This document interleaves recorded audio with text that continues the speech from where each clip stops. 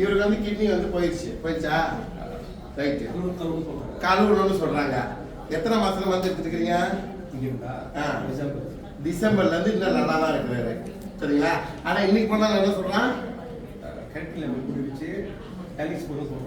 Dialysis போகணும்னு சொல்றான். வாந்தி வருதா? மூச்சு விட முடியாம இருக்குதா? டாய்லெட் நல்லா போகுதா? மூத்திரம் நல்லா போகுதா? இதுதான் நான் பண்ணி கொடுப்பேன் சரிங்களா. ஒரு கிட்னி போனவங்களுக்கு எல்லாத்துக்கும் தெரியும். கிட்னி போனவங்க இல்லைங்களா, கை காலம் வீக்கி போயிடும், டாய்லெட் போகாது, மூத்திரம் போக அப்படிதான் முடிச்சு கொண்டு போய் கழுவிட்டாங்க தானே சரிங்களா. இந்த 12ஆம் மாசத்துலேருந்து இந்த மாதிரி என்னால் காப்பாற்ற முடியும். ஆனால் இவருக்கு என்ன தெரியும், நீங்கள் கிட்னி குறையில இது நான் பெரிய குரூப்பே வச்சுருக்கேன் என்னோட ஆஃபீஸில். பிஃபோர் ஆஃப்டர் வச்சிருக்கிறேன்.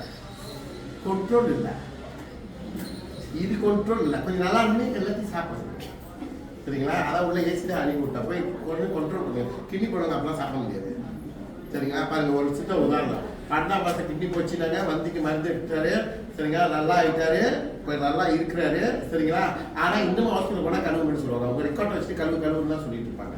நீங்கள் இந்த மாதம் வாய் கொஞ்சம் கண்ட்ரோல் பண்ணிங்க சரிங்களா. இங்கே மருந்து எடுத்து எப்படி இருக்கு நீங்களே சொல்லுங்க.